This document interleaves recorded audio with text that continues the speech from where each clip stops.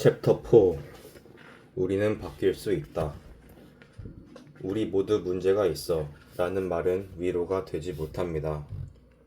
사실 우리는 하루하루 결정을 내리는데 엄청난 에너지를 소진합니다. 결정을 못하겠어요. 어떻게 해야 할지 알려주세요. 잘못된 결정을 내릴까봐 걱정돼요 라고 환자들은 자주 말합니다. 아니면 결정을 내리지 못하고 좌절해서 머리가 깨질 것 같아요. 나 자신이 싫어요. 제대로 하는 게 하나도 없어요. 내 삶은 실패의 연속이에요. 라고 말하기도 합니다. 그들은 자신의 문제를 알리려고 이런 하소연을 하지만 문제는 결정을 못 내린다는 겁니다. 때로는 우유부단하고 불안정한 성향을 변명하기라도 하듯 그들은 어떻게 해도 다 마찬가지야 라고 한탄만 할 뿐입니다. 환자들을 치료하면서 나는 그들이 결정을 내리기 힘들어하는 두 가지 이유를 발견했습니다.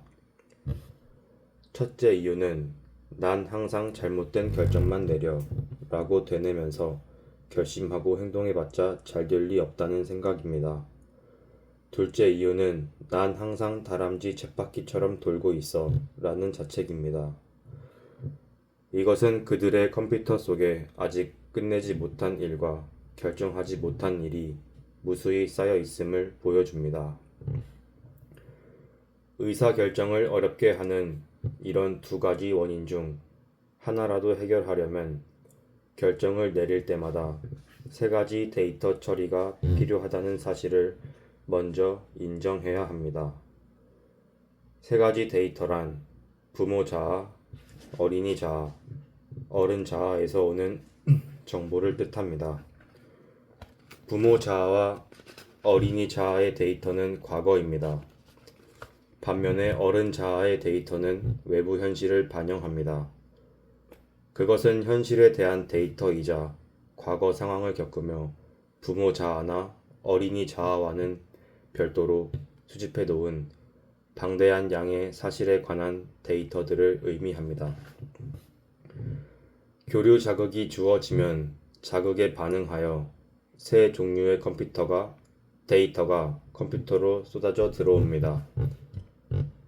그렇다면 교류 자극에 반응을 보이는 건 부모 자아, 어린이 자아, 어른 자아 중 어느 것일까요? 예를 들어 보겠습니다. 중년의 사업가가 있습니다. 그는 훌륭한 아버지이며 자상한 남편이고 책임감 있는 시민입니다. 지금 그는 지방 신문에 실릴 성명서에 서명을 할지 말지를 결정해야 합니다. 성명서는 공정주택법을 하루빨리 통과시켜 인종에 상관없이 모든 사람이 원하는 지역에 살 수 있게 해야 한다는 주장을 담고 있습니다. 그런데 서명을 부탁하는 전화를 받은 그의 심기는 대단히 불편해졌고 소화도 잘 안 되었습니다. 완벽하게 좋았던 하루가 전화 한 통화로 엉망이 되고 말았습니다. 이런 갈등을 일으키는 데이터는 어디에서 올까요? 하나는 그의 부모 자아입니다. 기록의 전원이 켜지면 부모 자아 데이터가 돌아가기 시작합니다. 집안을 창피하게 하는 짓은 하지 말아야 한다. 위험을 자초하지 마라. 가족과 아이들을 먼저 생각해.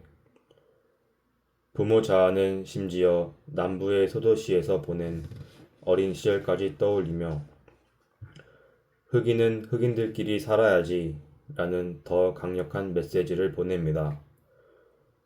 실제로 부모 자아 데이터는 흑인을 깜둥이라고 불러도 아무 거리낌이 없습니다. 그건 물어볼 필요도 없는 문제야. 왜냐고? 그들은 깜둥이니까. 그 문제는 다시 입도 뻥끗하지 마. 부모의 단호한 지시까지 포함해 어린 시절에 새겨진 이런 데이터는 어른이 되어도 전혀 사라지지 않았습니다. 어려서부터 부모에게서 흑인이 말썽의 근원이라는 부모의 말과 증거들을 보면서 어린 시절의 기록은 강화되어 갔습니다. 그리고 지금 중년 남성의 의사결정에 강한 영향력을 발휘하고 있는 것입니다. 부모 자아의 강력한 영향력으로 어린이 자아는 다시 두려움을 느끼고 있습니다. 180cm의 부모 자아가 60cm의 어린이 자아에게 다시금 권력을 휘두르며 복종하라고 강요합니다. 결국 어린이 자아에서 두 번째 데이터가 옵니다. 이 데이터는 두려움입니다. 그들이 뭐라고 할까? 내 딸이 흑인 놈이랑 결혼하면 어떻게 하지? 집값이 떨어지지는 않을까? 물론 이런 어른들의 걱정 때문일 수 있지만 그의 가장 큰 두려움은 어린 시절 자신의 안전이 전적으로 부모에게 달렸다는 사실과 깊은 관련이 있습니다. 그래서 긴장도 되고 소화도 안 되는 겁니다. 심한 갈등을 겪게 된 남자는 부모 자아의 괴롭힘에서 벗어나려고 술병을 찾거나 또 다른 회피 행동을 합니다. 컴퓨터에 다른 데이터가 공급되지 않으면 이런 갈등은 단기전으로 그치기도 합니다. 어른 자아는 외부 현실을 통해 입력되는 데이터가 가장 넓은 공간을 차지하고 있습니다. 단순하거나 심각함을 싫어하는 사람들은 현실을 크게 고민하지 않고 부모 자아에게 백기를 듭니다. 어린이 자아를 위한 화목함이 최고가 그들의 슬로건입니다. 하던 대로 하는 게 좋아. 그게 인간의 본성인걸. 역사는 반복되는 거야. 어려운 일은 조지 워싱턴에게나 맡겨버리라고. 어른 자아가 발달한 사람만이 인종차별이 행복에 큰 위협이 되는지 진지하게 생각합니다. 새로운 생각을 받아들이는 건 어른 자아뿐입니다.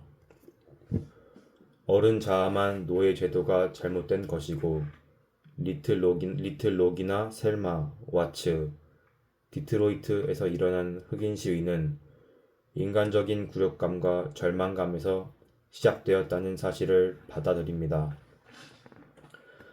어른 자아만 이미 죽어버린 과거의 원칙으로는 현재의 분란을 잠재우지 못한다는 링컨의 말에 공감할 수 있습니다. 모든 데이터를 객관적으로 검토하고 더 많은 데이터를 찾아보는 건 어른 자아뿐입니다. 이 세 가지 데이터를 구분하는 일은 두려움과 불확실성이라는 혼란 속에서 질서를 이끌어내는 일입니다. 그리고 어른 자아가 세 종류 데이터의 타당성을 파악하는 건 데이터를 분리한 다음의 일입니다. 앞에서의 중년 사업가로 돌아가 그의 부모 자아 데이터를 검토하려면 몇 가지 질문을 던져봐야 합니다. 어째서 그의 부모는 그렇게 확신했을까요? 그들의 부모 자아는 어떤 성향일까요? 그들의 어린이 자아는 왜 위협을 받았을까요? 그들의 생각은 지금도 타당할까요? 백인이 흑인보다 우월한 존재인가요? 이유가 뭘까요? 위험을 초래하지 않는 행동이 잘못된 걸까요? 인종차별에 반대하면 가족이 창피한 일인가요? 오히려 가족의 영예가 되지는 않을까요? 지역사회의 인종차별 해결 문제에 아무 도움도 주지 못하는 것이 가족과 아이들의 행복을 위하는 행동일까요? 부모님들에게 지금은 어떻게 생각하고 있는지 물어보는 건 어떨까요? 어쩌면 지금은 생각이 많이 변하지 않았을까요? 이 사업가의 어른 자아는 어린이 자아에서 오는 데이터도 검토해야 합니다. 왜 그렇게 두려울까요? 왜 속이 거북한가요? 정말로 현실적인 위협이 존재하는가요?